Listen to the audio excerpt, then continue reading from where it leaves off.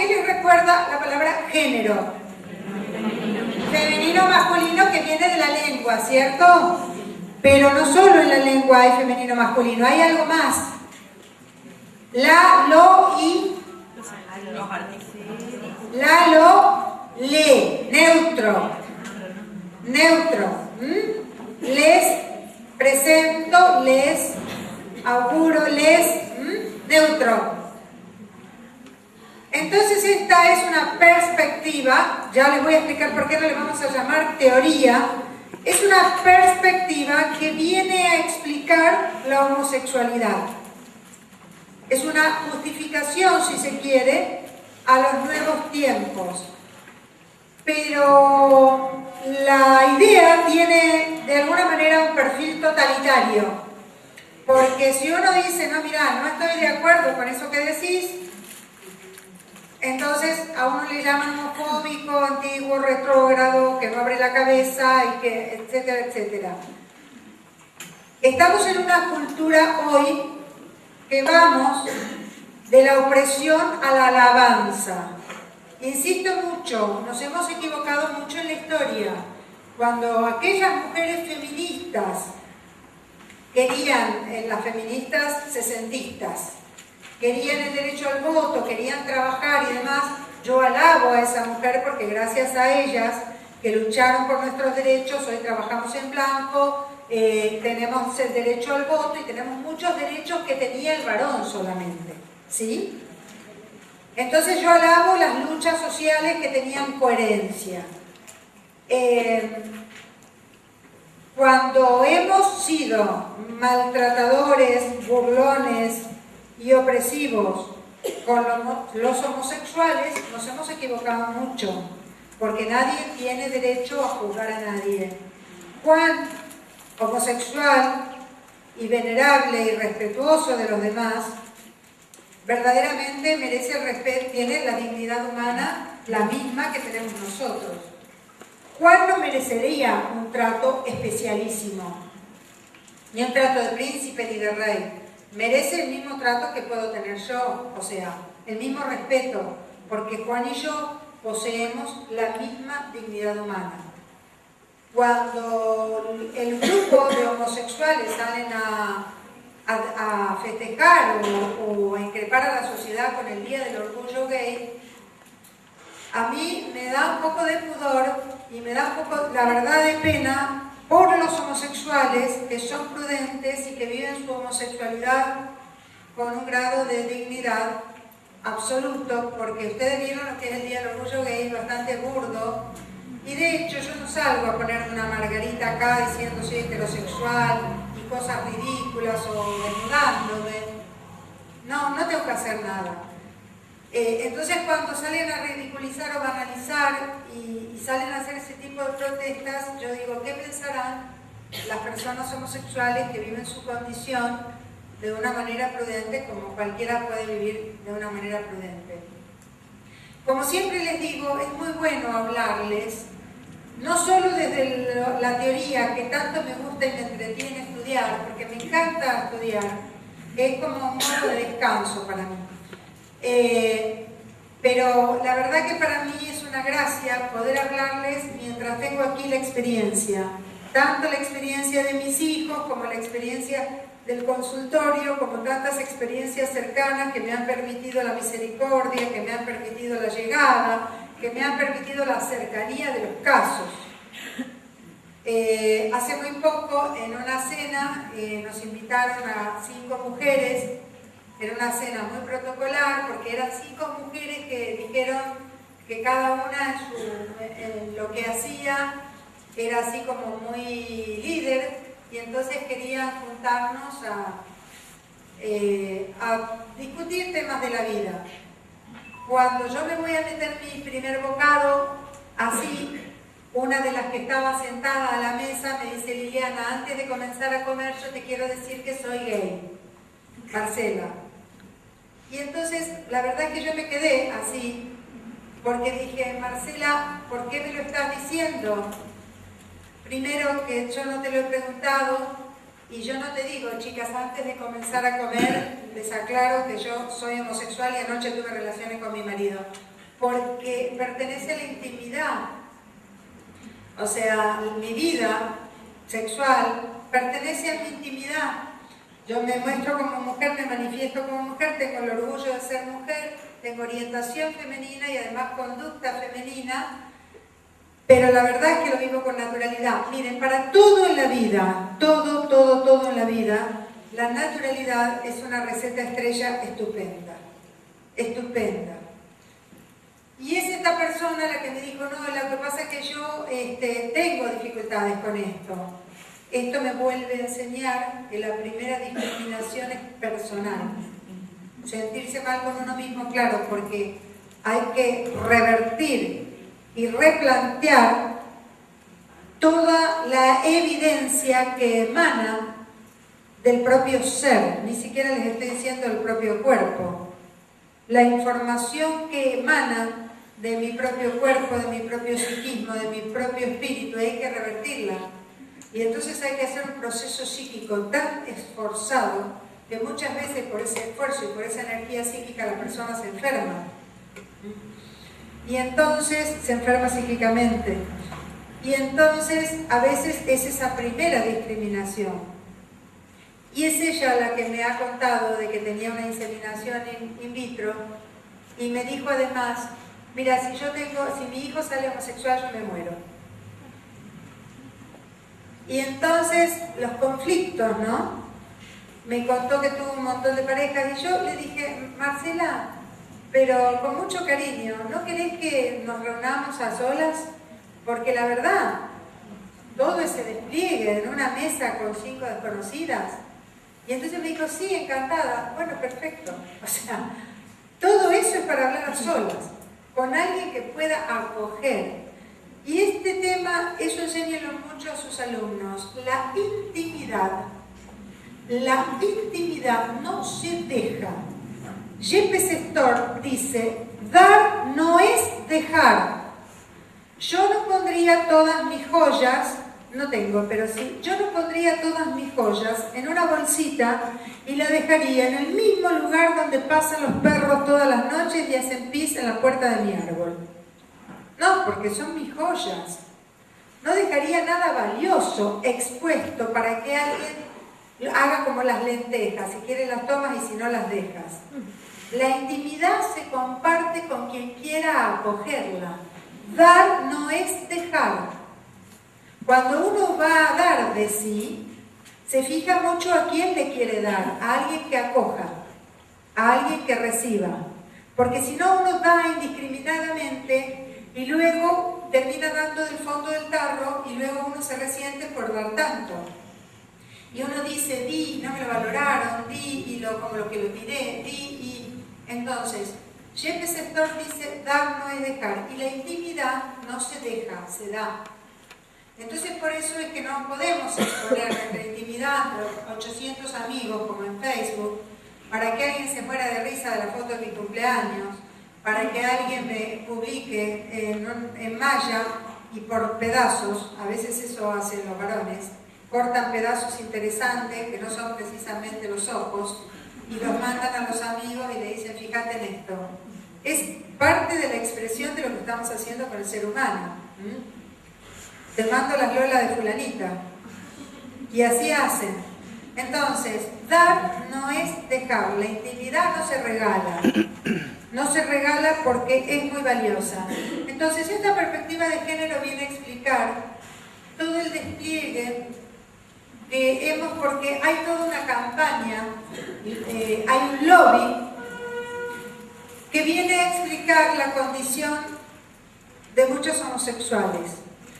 Entonces, en una cuestión de reivindicación social, pero es una cuestión como exagerada, porque no lleva a la naturalidad a las personas que tienen una atracción hacia el mismo sexo, sino que lleva a planos que verdaderamente son de imposición, y entonces uno quiere pensar distinto y vivir distinto y dice, no, sos homofóbico. Quería mostrarles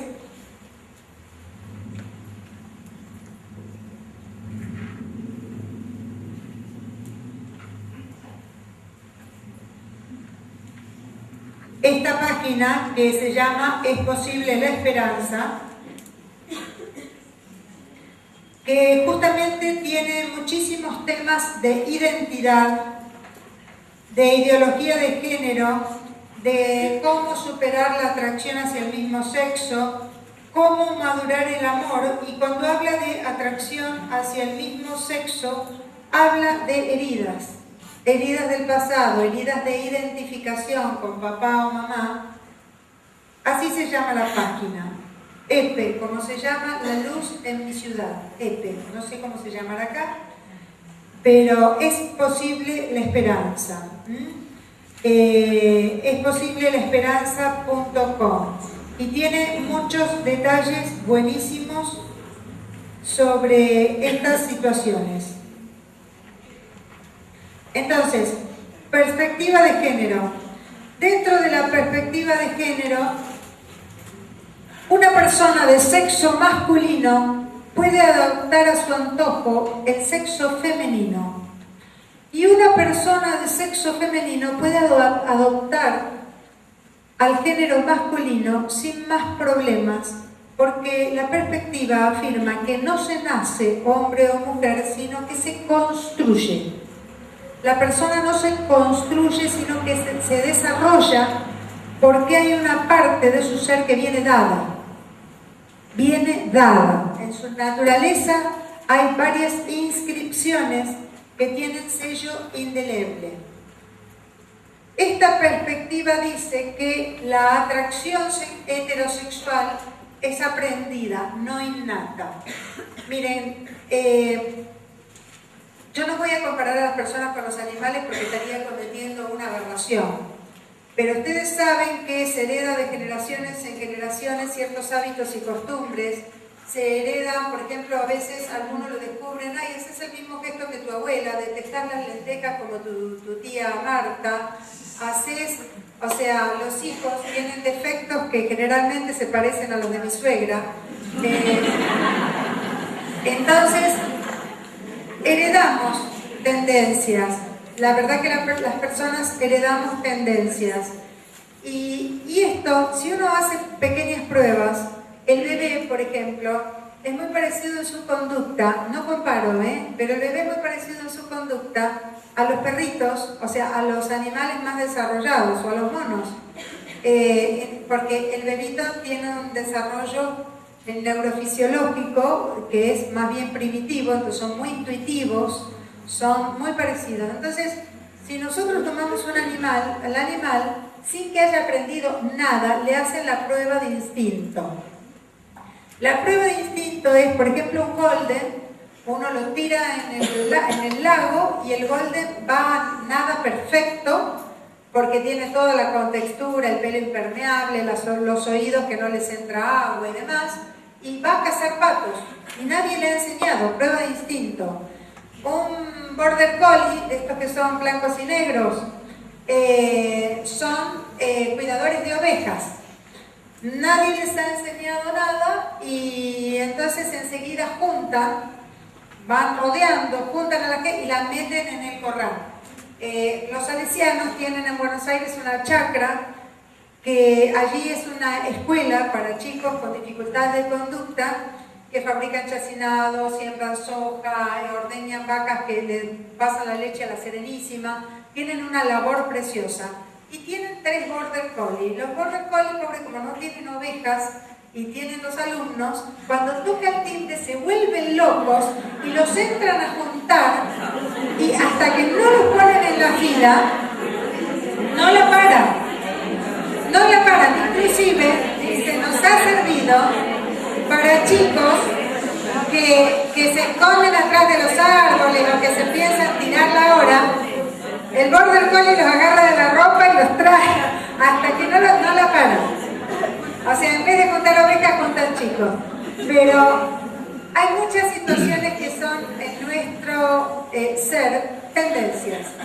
La atracción heterosexual es una tendencia, o sea, de modo tal que cuando aparece toda la conformación neurofisiológica, la maduración neurobiológica, el desarrollo psicosexual a los 14 o 16 años, cuando aparece la atracción sexual por el otro, para las mujeres se acerca el varón, el príncipe, y transpiran las manos, nos salta el corazón, nos subyuga, Bueno, algunos homosexuales que han tenido grandes heridas de identificación antes de los 5 años y demás, sienten estas cosas por la gente del mismo sexo, algunos. Constituyen más o menos un 5% porque el 95% de la población aquí en Argentina es hetero. Pero la atracción sexual mayoritariamente es natural, no es aprendida. No es que mi mamá me dijo, nena, te tienen que gustar los varones, y entonces vos vas y te gustan. O sea, hay muchas cosas que están tan grabadas en el inconsciente, en nosotros mismos, que las hacemos ya en piloto automático, porque están inscritas en nuestra naturaleza. El instinto maternal dice, esta perspectiva no existe. Aquí pasa lo mismo, esto que les decía, baja la libido, nos concentramos en el bebé nace, lo queremos proteger, siempre estamos pensando en el hijo, este sentimiento de protección materna, esta función nutricia, nos dura hasta que el chico tiene 30 años, 40 años, 50 años, y si no, pregúntenle a su suegra cuando vienen para proteger el bebito que tiene 45 años. Dura hasta que nos dura la vida a las madres. Llevamos a nuestros hijos en la cabeza. Entonces, les voy a dejar bibliografía de quien más sabe de género, que es una alemana. Los alemanes han hecho un desarrollo muy elevado por su idioma. Generalmente la mayor cantidad de filósofos son alemanes. El idioma les da muchas posibilidades de poder pensar y pensar de manera enaltecida. Jutta Burggraf, que sabe mucho del tema. Hay 2 cartas de Juan Pablo II que son riquísimas en el enaltecimiento y la ponderación de la mujer. Y el tercer autor que quiero que lean si tienen interés en el tema es Jorge Scala, abogado argentino, que tiene 2 libros estupendos. Uno es Ideología de Género y el otro es El Nuevo Orden Mundial, que también dice por qué salió Naciones Unidas a ponderar esto. Por ordenar la situación de los países, por dinero. O sea, porque por intereses económicos. Los países pobres crecen geométricamente y mucho, y los países ricos crecen aritméticamente y nada. O sea, ponderar la anticoncepción, masificar la anticoncepción en Suecia, en Suiza, en París, no tiene ningún sentido. No hay campañas así violentas de anticoncepción. ¿Por qué? Porque hay campañas de París va por el tercer hijo, hay campañas de que le pagan 6 meses al padre y a la madre si se atreven a tener un hijo en Suecia. Pero lo que les preocupa a Naciones Unidas es que los países pobres crezcan tanto en cantidad, se consuman los gastos internos, no paguen sus deudas. Por eso es que Jorge Scala explica muy bien que cuando los países se endeudan, también se endeudan con leyes. O sea, porque es la forma de garantizar si voy a pagar. Entonces me dicen, usted me debe tantos millones, además la ley del aborto para que dejen de crecer tanto, la ley de matrimonio igualitario porque ellos no van a crecer, la ley de, o sea, los primeros socios, la primera preocupación es la superpoblación.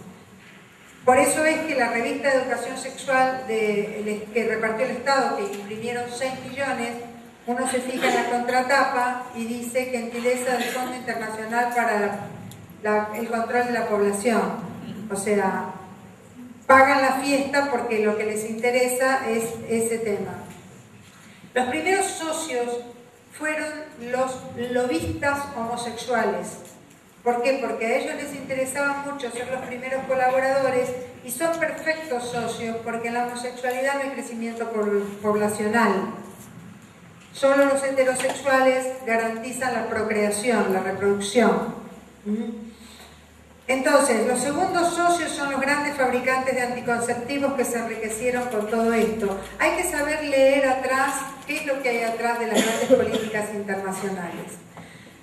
Entonces, Nuevo Orden Mundial, Jorge Scala, Jutta Burggraff para estas cuestiones. En perspectiva de género ha recibido varios nombres. Perspectiva de género, enfoque de género, feminismo de género, mientras la feminista sesentista quería tener los derechos del hombre, la feminista de género quiere ser el hombre, es otro feminismo. Entonces se le llama feminista de género. Y las teoría de género.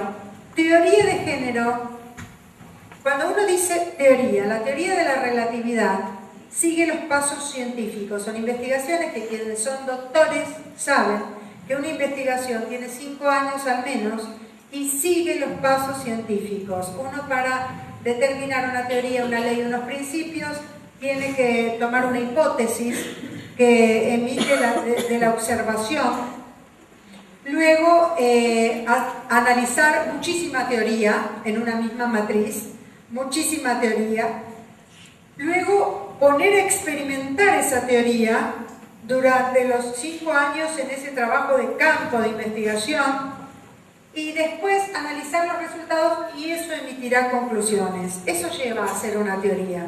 Si ustedes llaman a esto teoría, van a ver que se contradice y se contradice. Porque como niega la naturaleza humana de inicio, dice los seres humanos somos neutros. Primero, es como raro que a mí en una sala de parto me entreguen un neutro. Y el obstetra me diga, tome señora, dentro de 15 años el chico le va a decir quién quiere ser. Entonces, además, el neutro tan evidente, tiene una evidencia categórica. El uno puede albergar en su seno un hijo, tiene vulva, vagina y por ahora, y después va a tener caracteres sexuales secundarios. Y el otro tiene testículo, pene, hormonas, o sea, hay una evidencia acá. Cuando yo estudiaba tenía un profesor de filosofía que era un gordo de 1,90 m y pesaba 180 kilos.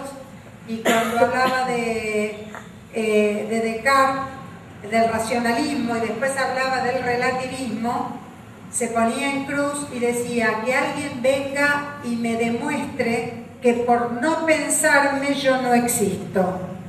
Recuerdan a Descartes que decía pienso, luego existo. Si no lo pienso, eso no existe. Entonces, que alguien me diga a mí que yo no existo, porque ustedes no me piensan. Yo soy una evidencia en sí misma. Yo, de mi ser emana algo que es evidente y así usted lo quiera pensar o no, pruebe, yo le doy una trompada y entonces le habré demostrado que existo. Entonces, esta teoría se contradice permanentemente en todas sus ciclos, tiene quiebres, categóricos quiebres. Permanentemente tiene contradicciones y niega la evidencia. Pero bien, una ideología no le importa la evidencia. Lo que busca es conquistar personas, conquistar adeptos. Y entonces, en la conquista de adeptos, tiene un discurso indirecto. El discurso, el lenguaje, está manipulado a un punto que voy a conquistar de manera simpática a las personas y les voy a decir que las estoy ayudando y les estoy colaborando. Ley de salud reproductiva. Qué bueno, el Estado va a crear una ley para que nos reproduzcamos y para mejorar la salud de todos los jóvenes. ¿Por qué no me dicen ley de anticoncepción? La voy a entender más sencillo, honestidad intelectual. Sí, para los efectos es lo mismo, pero una ley de anticoncepción caería antipática. Entonces, ley de salud reproductiva. ¿Cómo se llama el ajuste de la no sé qué, no sé cuánto, que aumentó el gas 500%? Mi marido es contador y cuando sale a hablar en Coqui Capitanich, yo le voy preguntando qué va queriendo decir y él me traduce. Porque usa una frase preciosa para decir que aumentó el gas 500%. Entonces, cuando se manipula el lenguaje, cuando se amasan tanto estas cosas que uno no llega a entender, Entonces ahí hay que ver si no hay una manipulación detrás. La ideología tiene un fin determinado y es ese, o sea, conquistar voluntades. Entonces les voy a explicar el nudo de esto y el que no entienda me pregunta. Es un nudo muy loco, muy chiflado, diría, y verdaderamente carente de coherencia. La ideología de género dice que si en el sexo el varón y la mujer no tienen otras posibilidades que ser persona varón y persona mujer, esto hace referencia a la naturaleza.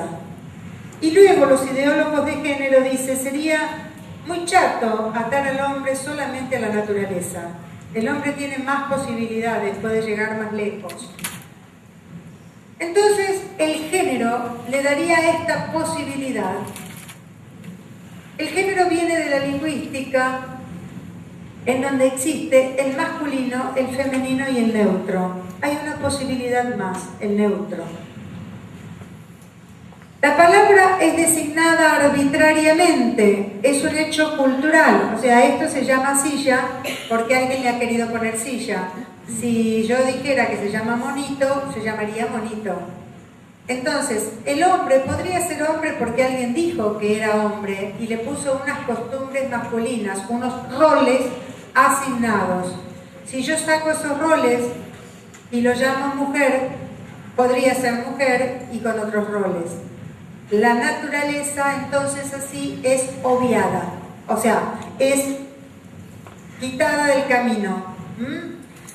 Entonces, no la considero, no la tengo en cuenta.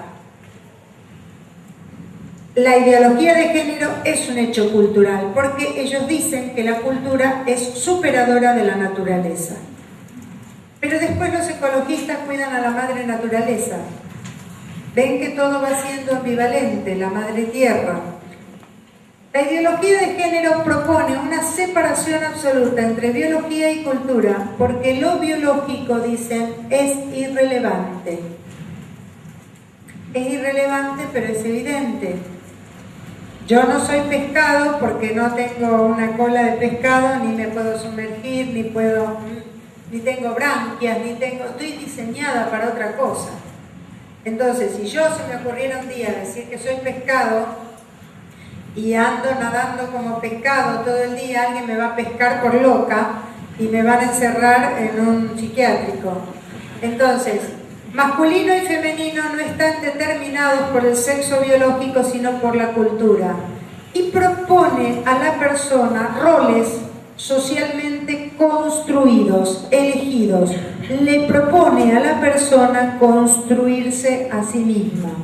Entonces, frente a una naturaleza dada, propone una construcción hecha. Este es el nudo de la situación. Naturaleza dada no existe más, construcción hecha.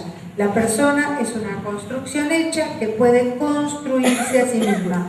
Claro está que la persona, como tiene una naturaleza dada, se desarrolla, no se puede construir. Les digo a las chicas que todavía no tienen novio, que las personas, el novio que elijan no se transforma, mejora con el tiempo o empeora si se dan cuenta quién es.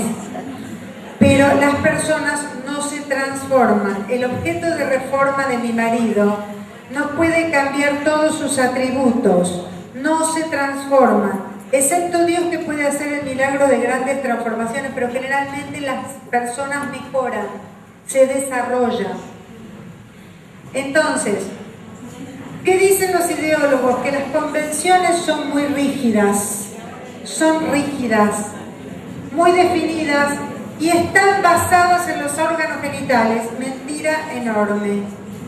Porque yo no soy mujer por mis órganos genitales, lo soy porque tengo un cerebro femenino, todas mis neuronas son femeninas, mi constitución cerebral es femenina, mi hígado es femenino, por eso no resiste tanto alcohol como el de los varones, mis intestinos son femeninos, etcétera, etcétera, etcétera, etcétera. Para ello explica, si el lenguaje es arbitrario y define el género masculino o femenino, todo lo construido puede modificarse. Entonces, esta ideología está dejando, digamos, por tierra, por el piso, no tiene en cuenta las diferencias anatómicas que existen entre el hombre y la mujer, porque dice, bueno, eso es un detalle, no es un detalle, es esencial. Y dice, no corresponde a una naturaleza fija, la naturaleza es la naturaleza y tiene sus ciclos, sino que son construcciones meramente culturales y convencionales hechas según los roles y estereotipos que cada sociedad asigna a los sexos. ¿Y qué hacemos, por ejemplo, con el embarazo de una mujer? Yo he leído mucha cultura, he leído a Margaret Mead, he leído a muchos que se basan, son culturalistas, a muchos culturalistas que se han ido a islas que son totalmente precarias y precarias en educación y demás. Margaret Mead tiene muchas investigaciones, pero allí las mujeres menstruan y se embarazan como en la China y como en la Argentina.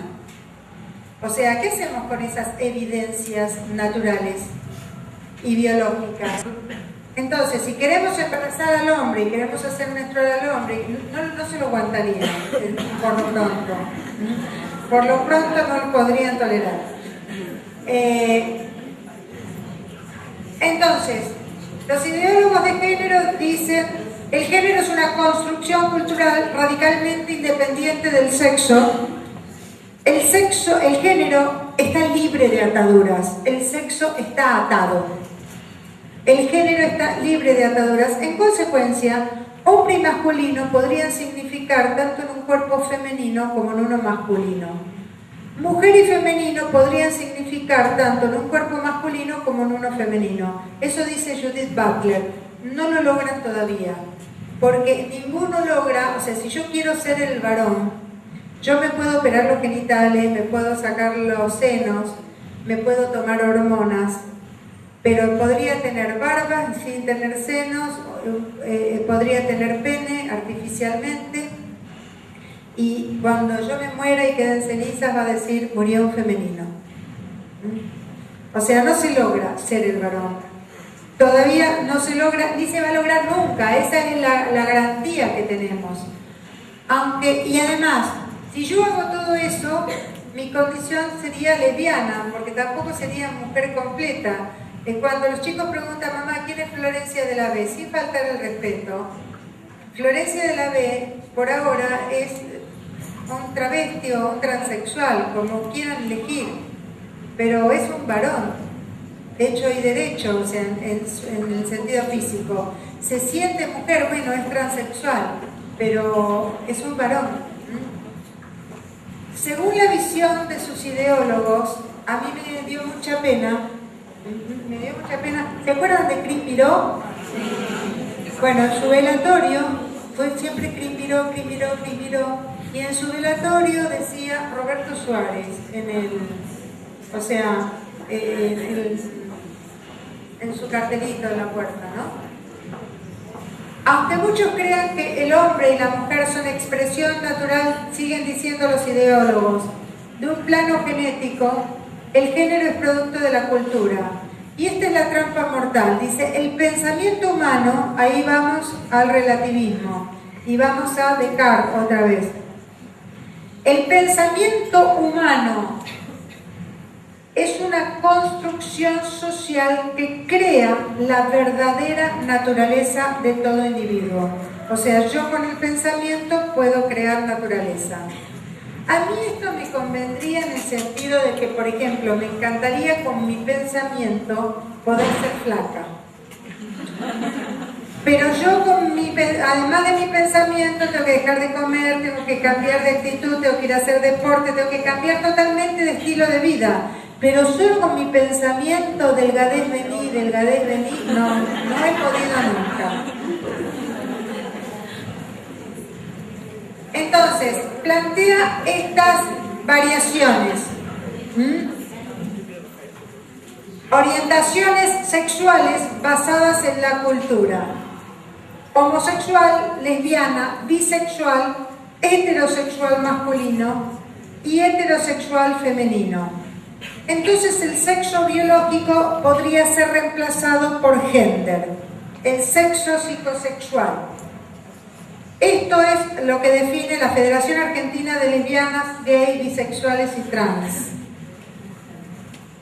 El género tiene varios antecedentes. Las antropologías reduccionistas e individualistas, la revolución sexual de Reich.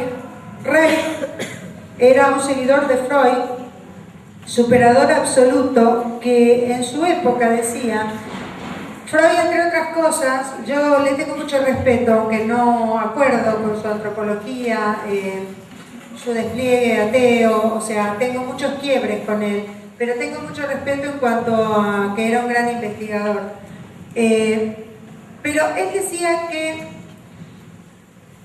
parte de la enfermedad mental, la neurosis, estaba íntimamente relacionada con la incapacidad de la manifestación sexual no reprimida. Eso decía Freud. Que la neurosis, hoy ya no se llaman más neurosis, sino que se llaman trastornos de ansiedad. Están todos englobados en trastornos de ansiedad. La neurosis, digamos, es una persona que tiene un gran deber ser, es rígida, es estructurada, es siempre preocupada, anticipatoria, tiene todas las variables controladas, entonces padece dolores de cabeza, cervicales, problemas del aparato digestivo. Es una persona neurótica, es una persona rígida, estructurada y que tiende a la enfermedad por todos estos controles que tiene en sí misma. Y es verdad que estas personas no son tendientes a disfrutar de la vida sexual activa. ¿Por qué? Porque se necesita mucho relax y mucha entrega para poder vivir unas relaciones sexuales que sean gozosas como habría que vivirlas siempre. Y es verdad que los neuróticos tienen más dificultades para acceder al orgasmo que los no neuróticos, es verdad. Pero por la represión sexual, o sea, evidentemente no era la causa de la patología, porque jamás hubo tanto libertinaje sexual y jamás hubo tanta gente con trastorno de ansiedad. Es el pico máximo de la historia según la Organización Mundial de la Salud. O sea, si en el siglo pasado la gran enfermedad fue el cáncer, hoy son las enfermedades mentales. Y estamos en una época de liberación sexual total. Entonces, Reich fue mucho más allá que Freud y decía, todas las enfermedades mentales se solucionarían si la gente accediera a más orgasmos. La gente sería feliz y sería, pero no es lo único en la vida sexual activa. Y yo les puedo asegurar que en mi consultorio tengo enfermos mentales muy severos y por más que los mande a tener orgasmos no se curan. Sería como muy fácil para mí. ¿Sí? Las teorías marxistas de Engels, es más, en los libros de perspectiva de género, dicen, un día los oprimidos nos levantaremos y oprimiremos a los opresores. Eso es Marx. ¿Yo para qué quiero levantarme si soy una oprimida e ir a oprimir a oprimir a los opresores? Yo lo que quiero en tal caso, si soy oprimida, es dejar de ser oprimida. Pero ir a oprimir a los opresores, o sea, que se curen los opresores, que tengan la justicia que tienen que tener, pero yo no quiero oprimir a nadie, porque tampoco es sano. Pero de eso se trata esto. Un día los oprimidos nos levantaremos y oprimiremos a los opresores, la iglesia, la familia, los homofóbicos. Los oprimiremos, no les dejaremos hablar, no les daremos voz y voto. Yo estuve un año trabajando en la gestación del Programa Nacional de Educación Sexual y solo me dejaron entrar sin voz y voto. ¿Solo por qué? Porque era católica. ¿Y por qué? Si había 60 ateas y yo que era católica, ¿por qué no? Simplemente porque era católica, es una discriminación. Es una discriminación total. Entonces, la otra incidencia, el existencialismo ateo de Simone de Beauvoir. Simone de Beauvoir era una lesbiana militante y todo lo antiteo que reconoce a Dios y lo combate. Ahora, lo llamativo de esto es que la perspectiva de género es presentada y lanzada al mundo por Naciones Unidas. ¿Por qué Naciones Unidas querría lanzar esta locura en la cuarta conferencia internacional que fue en Pekín? Tan luego en Pekín, donde accedían muy pocos, los que tenían muchísimo dinero, porque era en Pekín. Entonces mandaban a unos seleccionados que pensaban todos igual, votaban, como fue la votación de la APA, la Organización Panamericana de Psiquiatras de la Salud, en donde se hacen los libros de psiquiatría, el DSM-4, el DSM-3, el DSM-5, en donde por votación la única vez que una patología salió del libro de psiquiatría por votación de los psiquiatras, porque no se puede poner una enfermedad y sacar una enfermedad por votación, que fue la homosexualidad. La homosexualidad estaba en el libro de psiquiatría como una desviación del objeto y fin. O sea, ¿por qué? Porque dice, la persona tiene una inclinación complementaria. Su objeto, o sea, está dirigido a un ser hetero, porque solo así se puede conservar la especie.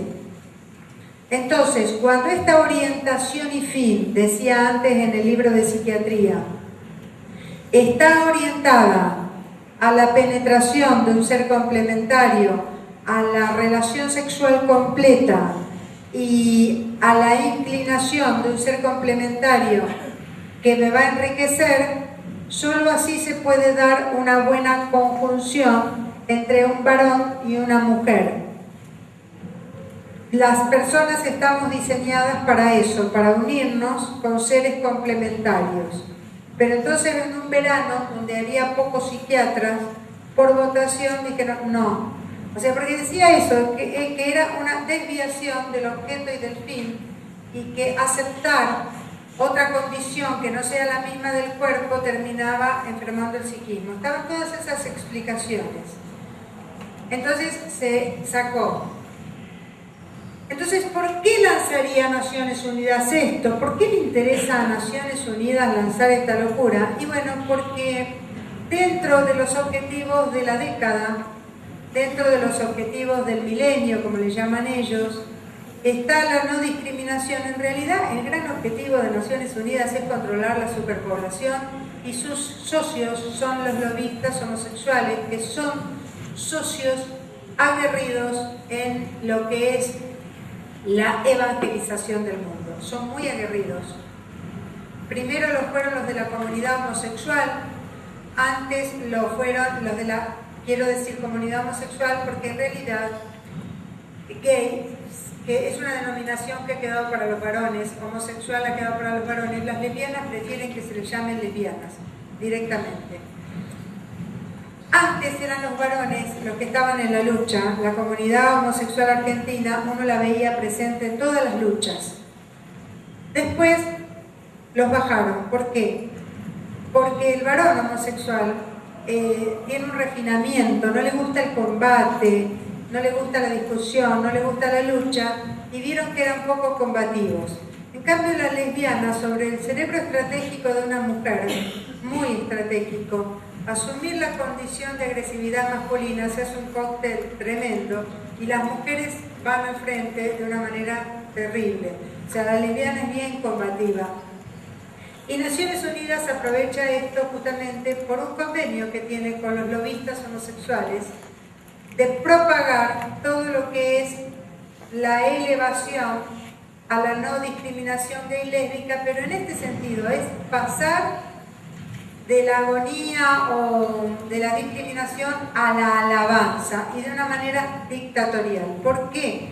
¿Por qué dictatorial? Y bueno, porque, por ejemplo, el Programa Nacional de Educación Sexual dice, estamos haciendo educación sexual bajo la perspectiva de género. Eso lo dicen todas sus páginas oficiales el gobierno. Uno aplica la página ministerioeducacion.gov y se mete en Programa Nacional de Educación Sexual, y ellos dicen, estamos haciendo educación sexual bajo la perspectiva de género. ¿Y por qué todo el país bajo esta perspectiva? ¿Por qué? Si yo no estoy de acuerdo, yo quiero reafirmar y desarrollar la feminidad y la masculinidad y aceptar al homosexual que es o que se manifiesta que es y que quiere vivir su libertad.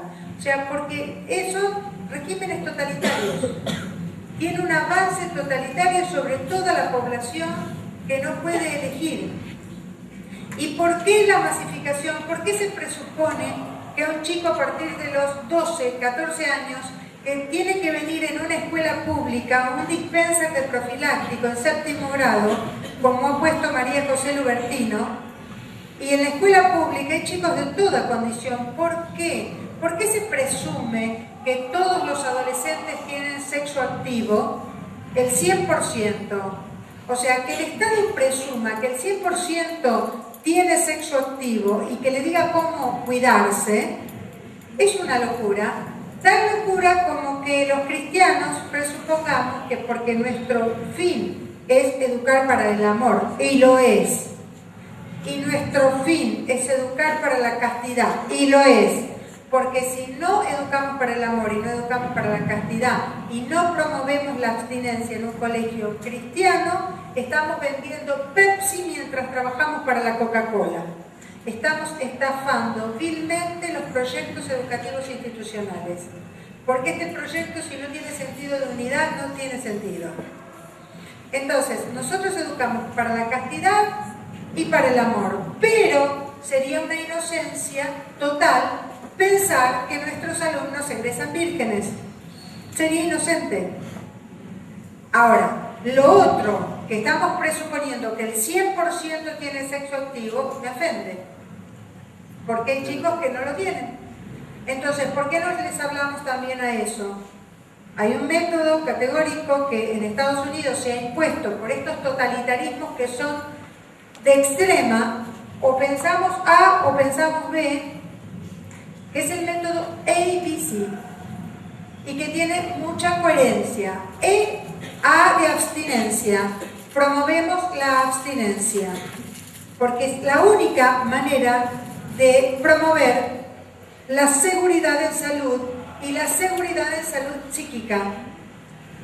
Las relaciones sexuales conllevan una responsabilidad tan honda, que pueden traer consecuencias como hijos, como enfermedades de transmisión sexual, como anestesia de la afectividad. Entonces, las relaciones sexuales no son indiscriminadas para todo el mundo. Es una responsabilidad muy grande. Entonces, promovemos la abstinencia. Ahora, si el chico es promiscuo o está enfermo de una enfermedad grave, como el SIDA, o como muchas enfermedades de transmisión sexual, promoveremos la fidelidad.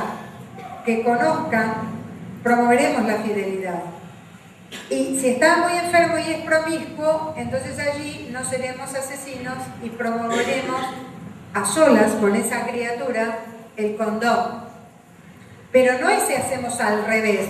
A todo el mundo condón, a todo el mundo anticonceptivos, a todo el mundo píldora del día después, y la abstinencia no se tiene en cuenta. Ofende, porque ustedes y yo sabemos que tenemos muchos chicos geniales que tienen mucha claridad y que están dispuestos, y si no, ¿qué hacían todos esos viviendo la JMJ, que eran como 6 millones? Yo sé que todos esos no son vírgenes, pero por lo menos sé que están dispuestos a escuchar. Y entonces, cuando están dispuestos a escuchar, por lo menos que no escuchen un solo discurso totalitario. El totalitarismo nunca ha servido para nada en la historia, no lo seamos nosotros, pero el totalitarismo verdaderamente es aberrante. Entonces, el feminismo de género quiere ser el hombre y dice que la primera separación de clases es dividir a la sociedad por sexos, y plantea que la familia provee las primeras lecciones sobre la clase dominante. Dice, hay dos dominaciones en este país. Kissinger lo decía acabadamente. Hay dominaciones que tenemos que combatirlas. Una es la familia, porque cuida mucho a su cría, y otra es la iglesia, porque protege y enseña. Entonces, antecedentes de la perspectiva de género. Dice, los hombres accedieron históricamente a la vida pública, el poder y el trabajo, las mujeres han estado a cargo de la vida privada y de la procreación. Por lo tanto, la maternidad impide participar en la vida pública. La maternidad impide el acceso al poder. Maternidad es igual a opresión. O sea, nos van llevando en unas deducciones que, o sea, no son ciertas. Todo lo que ayude a evitarla, llegando al aborto, reivindica a la mujer y la libera. Yo querría escuchar, que ustedes escuchen el relato de una mujer que abortó para ver qué tanto la libera.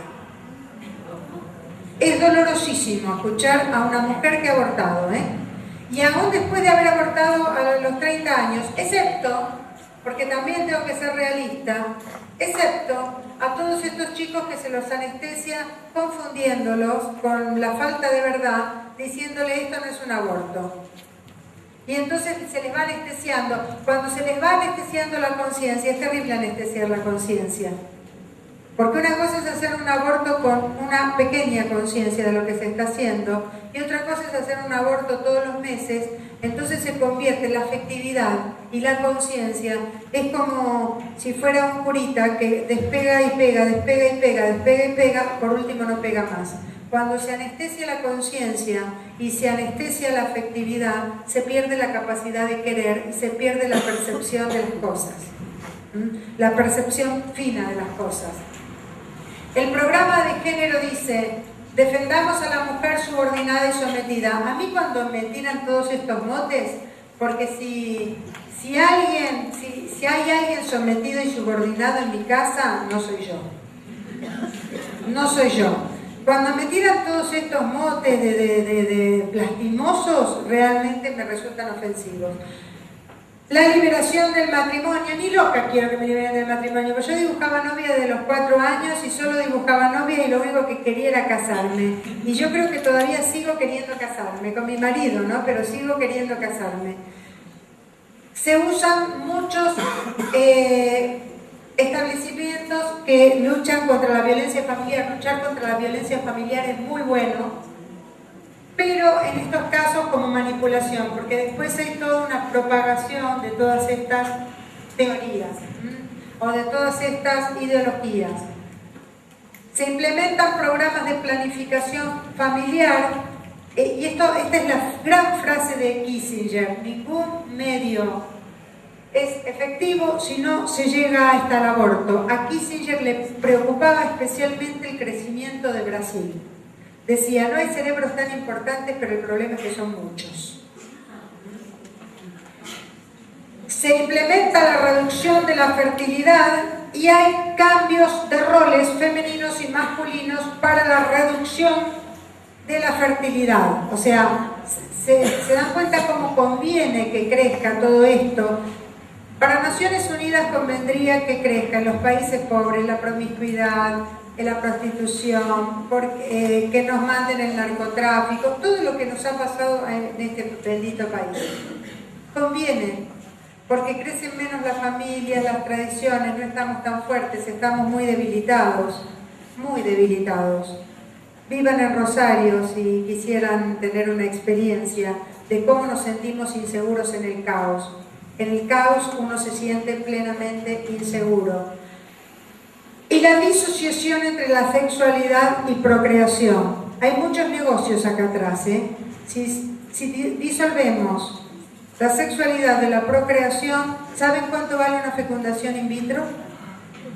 ¿Saben cuánto vale una fecundación asistida? ¿Saben cuánto vale todos esos métodos de fertilización? ¿Saben cuánto vale? ¿Saben cuántos millones y millones y millones ganan las fábricas de anticonceptivos? ¿Por qué la píldora y por qué los anticonceptivos? Porque son los que más aportan. Ustedes piensen quién crece más. Se provee del profiláctico por el SIDA, pero después se promueve la píldora del día después y se reparte más. Porque hay más guita atrás de la píldora del día después que atrás del profiláctico.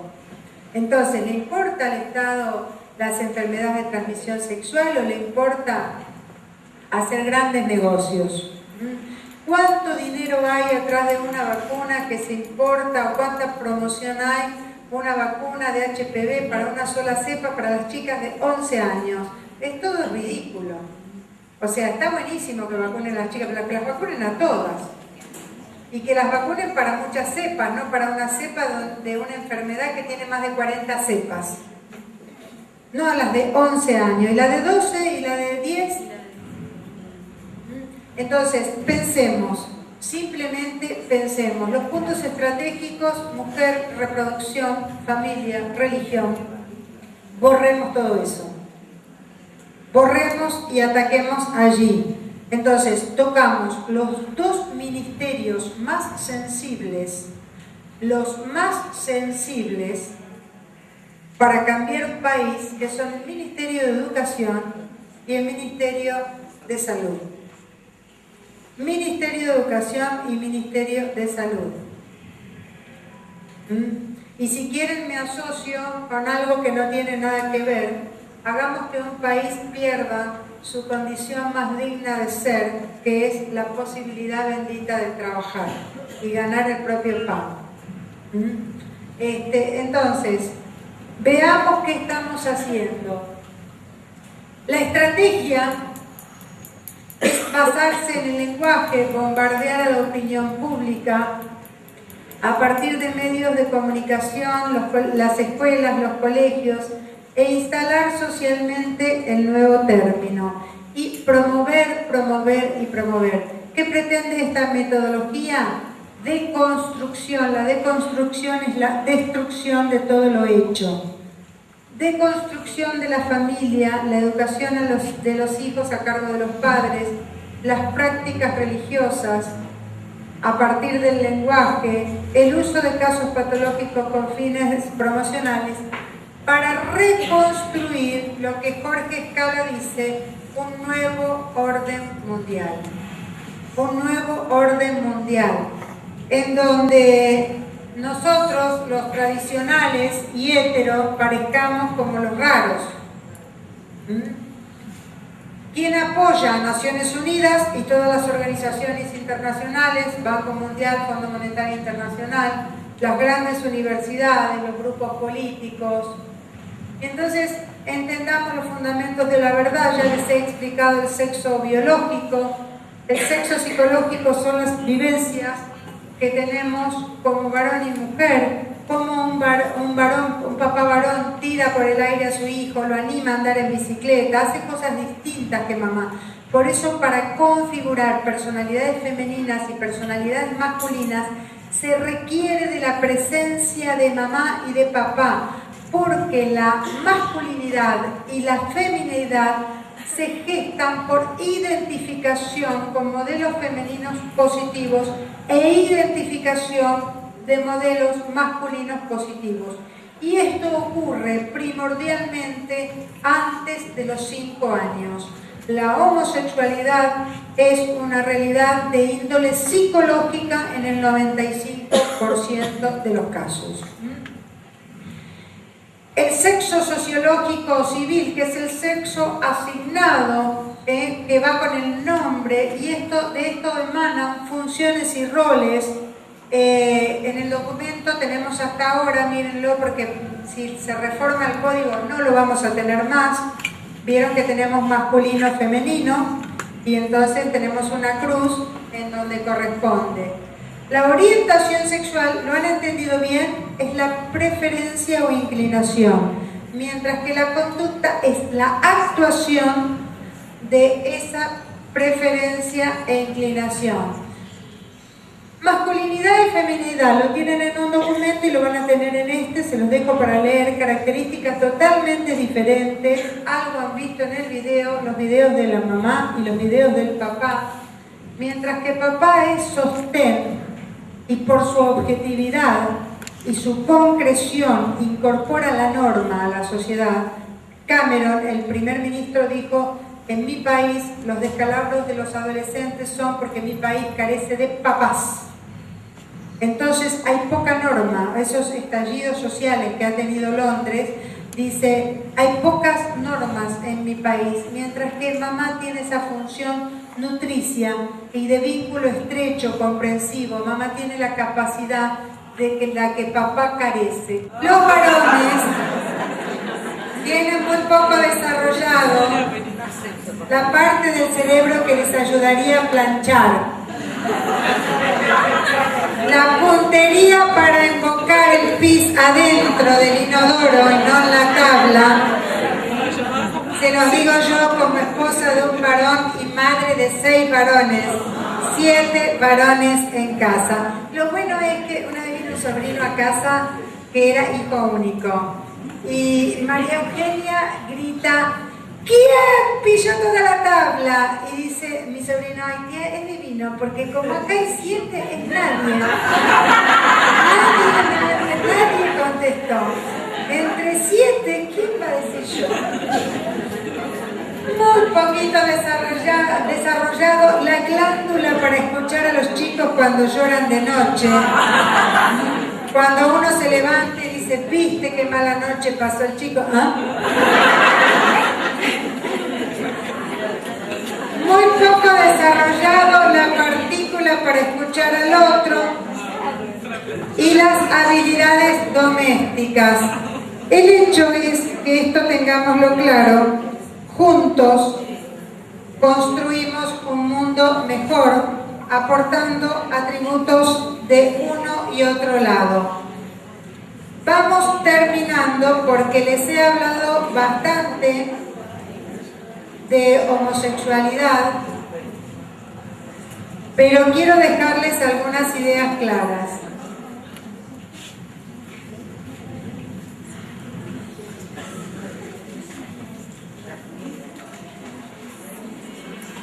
Nosotros tenemos que tener un trato exquisito, respetuoso y propio de la dignidad humana que emana de la propia persona, con la persona con tendencia homosexual. Hay personas que tienen una tendencia homosexual clara, pero que viven dicha circunstancia involuntaria con profundo dolor e intentan curarse de esa tendencia desviada o al menos vivir la castidad conforme a su estado. Vaya nuestro respeto inmaculado, pero no respeto especial, porque no tenemos que tener trato especial, porque verdaderamente compartimos la misma dignidad. Es lo mismo que si tendríamos trato especial con una persona que está enferma. Tenemos tratos especiales con aquellas cosas que no puede hacer, como por ejemplo ponerle una rampa y ayudarle, pero no tenemos que tener, o sea, el trato es un trato de igualdad absoluta, como cuando yo llevo a mis hijos a cocinar y a jugar al fútbol a una villa de Rosario, de emergencia. Le digo, el día que yo los veo en condiciones a ustedes de reyes que ayudan, los ahorco, porque realmente lo mejor que les conviene a ustedes como hijos míos y a esos chicos es que ustedes de igual a igual se pongan a cocinar con ellos y de igual a igual se pongan a jugar al fútbol con ellos. Trato de igualdad total para que ellos los vean como iguales. Entonces, hay otras personas que tienen dicha tendencia, pero se dejan llevar por la misma practicando actos homosexuales, o sea, adquieren la conducta homosexual. Sin embargo, reconocen que su tendencia es anormal o al menos que no les otorga ningún privilegio o derecho y su vida sexual no excede el marco de la vida privada. O sea, viven esta situación con prudencia. Pero hay otras personas que hacen de la práctica homosexual una bandería política, pretendiendo imponer su opción de vida de manera totalitaria, despreciando la libertad del otro y la dignidad humana de los otros. A esto se refiere el Papa con los lobistas, que además son totalitarios totales e impositivos y no escuchan. Entonces, ¿nosotros qué tenemos que hacer? Discriminación de personas jamás, en ninguna condición, pero sí podemos discriminar ideas. Si ustedes quieren tener esta pequeña claridad que hoy se llevan, porque la verdad es que darles homosexualidad requeriría un seminario completo de muchas horas, porque es bien complejo. La homosexualidad se gesta en dos tiempos. Antes de los 5 años, por identificación. La identificación es la introyección que hago de los padres sanos. Necesito las dos figuras, figura masculina y figura femenina, para tomar atributos de uno y rechazar otros atributos y tomar los atributos del otro. Fundamentalmente, la masculinidad y la feminidad se crean sobre situaciones de vínculos sanos. El bebé naturalmente está enamoradísimo de mamá, quiere casarse con mamá, mamá hace el sol, la luna y las estrellas, condición que no nos durará a los 16 años, en donde mamá está out, no tiene idea de la vida. Pero el chico va mirando a esa mamá que enaltece. Si mamá es femenina, si mamá le mostrará el prototipo de la mujer de la que él se quiera enamorar a los 16. Si mamá es femenina, es bondadosa, es contenedora, escucha y demás, que estará una buena relación con mamá, pero está enamorado, a los 5 años se da cuenta que no se puede casar con mamá, pero que el capo total de la historia es papá que conquistó a mamá. Entonces el chico, como el psiquismo es genial, dice, mejor me identifico con este tipo que conquista mujeres como mamá. Entonces, papá es igual a mí, percibo que su cuerpo es parecido al mío, percibo que su masculinidad es parecida a la mía y percibo que en dirección correcta me identifico fuertemente con papá. Eso, si papá no es golpeador, si papá no es violento, si papá no es muy débil, porque si papá es como una persona malograda por mamá, maltratada, debilitada, entonces no quiero identificarme.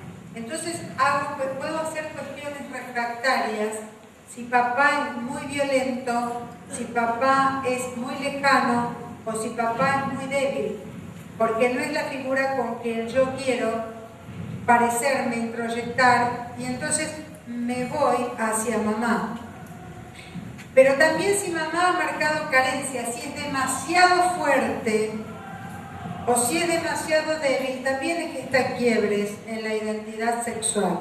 Más o menos, porque les estoy explicando de manera ridícula en 5 minutos este tema de la identificación, que es un tema muy difícil. Cuando siguen pasando los años, de 6 a 12 años, el chico entra a tranquilizar todos sus temas de identificación y adquiere un hambre y una sed en el periodo de latencia, porque es un periodo donde están adormecidos estos procesos mentales. Un hambre y una sed, ahí aparece el instinto epistemofílico en su máximo esplendor. El niño tiene deseos de aprender, deseos de jugar con otros, deseos de compartir con compañeros y amigos, deseos de irse a un mundo nuevo que es la escuela, otros intereses, el deporte, el aprendizaje, los amigos, y mantiene allí un periodo de latencia con esto, hasta que todo se vuelve a despertar en la tan sonada pubertad. Y en la adolescencia media, después de todo ese cimbronazo que representan las hormonas, vuelve a hacer otra identificación porque quiere elegir con un psiquismo ya más evolucionado. Esa identificación dice, a mis padres ya no los necesito, entonces transporto en la sociedad aquello que quiero elegir otra vez. Si he tenido una carencia paterna muy importante o he tenido una visión distorsionada muy importante, mi identificación, mi acercamiento, va a ser por donde va mi carencia o mis temores, y me voy a sentir más seguro con varones. Mi atracción va a estar dada por los varones, porque no tenía un buen modelo, tenía un modelo muy violento, o soy tan carente que necesito todavía de la figura de los varones para seguir haciendo esa identificación positiva que debía haber hecho a los 5 años. Vamos más o menos. Si está todo bien, y mi papá era el gran capo argentino que enamoró a mamá y que yo lo admiraba, lo incorporé sus atributos, ya está eso. Entonces yo, que soy como papá, me voy a buscar una mujer como mamá. Entonces me enamoro porque ya está saneado los dos pasos identificatorios y entonces me enamoro, me sigo identificando como varón, como papá y me enamoro de una mujer. Me atraen las mujeres. Entonces, nos quedan 5 minutos, ¿cierto? ¿Terminamos a las 12, chicas? ¿A las 12? No, perfecto. Entonces, es necesario discriminar ideas. Las personas homosexuales tienen los mismos derechos que las personas heterosexuales. Educación, salud, trabajo y ocio. Pero no tenemos los mismos derechos todas las personas. Quien ha trabajado 20 años tiene 21 días de vacaciones o 30. Quien ha trabajado 2 meses, 5 meses, 1 año, tiene 14 días de vacaciones. Entonces, no podemos pretender que todos tengamos los mismos derechos. La cultura pro-gay es una revolución totalitaria, es una compleja red de realidades, instituciones sociales, culturales, económicas y políticas, cuyo objetivo es la imposición, el lobby. Los medios utilizados son la manipulación y su perspectiva de base es la ideología de género. El problema es que nosotros decimos, a ver, ¿es su vida o es la nuestra? Porque los grandes cambios negativos se han basado sobre la dormición de las buenas personas. La dormición de los pasivos, que decimos, bueno, ahora me han devaluado el matrimonio con el divorcio express, yo no le sirvo a mi marido un café calentito y va y pide el divorcio express. Bueno, ahora me han devaluado el matrimonio con el matrimonio igualitario. Bueno, las consecuencias son que en muchos registros civiles de Rosario no hay tantos casamientos, o sea, a veces hay más divorcios que casamientos, ni hay casamientos porque a los jóvenes ni les interesa casarse. ¿Para qué? Si son divorciables fácilmente, si da lo mismo mujer con varón, varón con varón, o sea, si todo da igual. A veces somos ignorantes porque no entendemos o somos indiferentes. Hay que entender que los lobistas de gays y lesbianas en Estados Unidos son una fortaleza. Consiguieron que se eliminara la homosexualidad del Manual de Clasificación de Enfermedades, el DSM-4, porque en el DSM-3 todavía existía. En una votación, los que ya les he contado, dicen, no existe en el mundo una manipulación así en el mundo de la medicina. Los manuales traducidos a distintos idiomas son aceptados por toda la comunidad científica.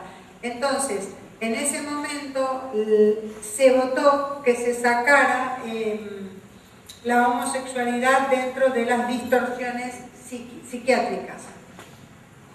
Miss California, que eso se los hubiera mostrado con gusto, lo tengo en un video, sube al escenario y dice, ¿qué piensan sobre el matrimonio igualitario? La chica, con una frescura, un amor, un cariño, dice, yo no tengo problemas con aceptar a la persona en toda su condición, pero sí quiero contar mi experiencia, que mis padres todavía están casados hace 25 años, yo estoy orgullosa de mis padres, mi mamá es una gran mujer, es muy femenina, mi padre es un gran hombre a quien admiro y, no sé, hizo un discurso de tipo positivo. Bueno, el otro día la volaron y la sacaron del concurso. Se burlan y filman parodias contra los heterosexuales, muestran a la familia tradicional como fuente de violencia, pedofilia y abusos. La decisión de estos grupos es no discutir en el plano de la naturaleza y de la ciencia, sino en el plano de la política en un ambiente de presión social. Todo esto se los he contado, los oprimidos serán opresores, es pasar de la condena a la alabanza. El lobby tiene un gran victimismo y una gran reivindicación. Otra gran mentira es que gay es feliz en inglés, feliz. Y hay que escuchar las historias tristísimas de una persona que está luchando con sus atracciones. Pero lo presenta como el prototipo de un hombre liberado y una libertad equiparada en estos tiempos que proviene de las libertades sexuales.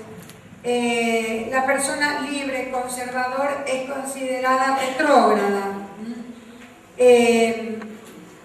Dicen que las personas, estas personas retrógradas tienen estereotipos marcados por sus genitales y toda determinación es esclavizante. Y todo esto ya más o menos se los he contado. Joaquín de Irala es otro libro que les dejo para leer de homosexualidad. Es de una seriedad exquisita y un trato respetuosísimo. Los 3 libros de homosexualidad realmente son de un respeto absoluto. ¿Por qué pertenecía a la psicopatología? ¿Por qué? Y esto es importante que lo entiendan. ¿Por qué estaban los libros de psicopatología? Porque hay una realidad que entre las personas homosexuales hay más enfermedades de transmisión sexual. Esto es innegable. Ustedes vieron todos los artistas famosos. Digo artistas porque los otros no los conocemos.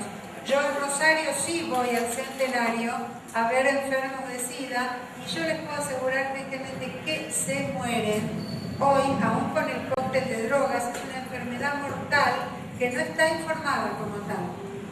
Porque nadie habla de la gente que se muere de SIDA. Tratan de no hablar, así como está prohibido hablar del suicidio de los adolescentes, para no angustiar y para no generar el contagio. Está prohibido, eso me parece bien, pero nadie habla que las personas con SIDA todavía mueren. Y mueren con una facilidad que ni les cuento. El cóctel no está logrando nada. ¿Ustedes oyeron hablar de eso? Métanse en un pabellón de hospital que hagan SIDA. Entonces, hay más enfermedades de transmisión sexual y en el orden psicopatológico hay más ansiedad, más depresión, más intentos de suicidio y las parejas son sumamente inestables, son problemáticas, muy problemáticas. Más psicosis, más trastornos histriónicos de la personalidad. Ustedes fíjense en la secundaria cuando perciben a un chiquito que es afeminado, no pueden decir un chiquito homosexual en la secundaria ni lo pueden decir en la primaria. ¿Por qué? Porque hasta los 22 años el psiquismo no está completo. El lóbulo frontal madura hacia los 20, 22 años.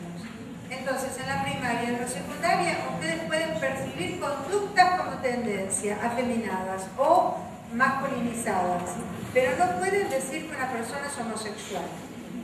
Y lo que sería más peligroso es que ustedes puedan apoyar. Ustedes, hay una carta que les dejo de la Asociación de Pediatría que dice explícitamente qué tienen que hacer los colegios en este sentido. Ustedes no se pueden sumar a ponderar las conductas feminizadas de los varones y masculinizadas de las nenas. Todo lo contrario, el fin de la escuela tiene que ser desarrollar la masculinidad y la feminidad, de modo tal que si existiera un homosexual a lo largo del tiempo, cuando su psiquismo se complete y demás, realmente ustedes no hayan aportado de manera desviada en nada. Entonces, la condición de la escuela no es esa, la carta es respetuosísima. Les sugiero que la lean porque tiene 2 páginas.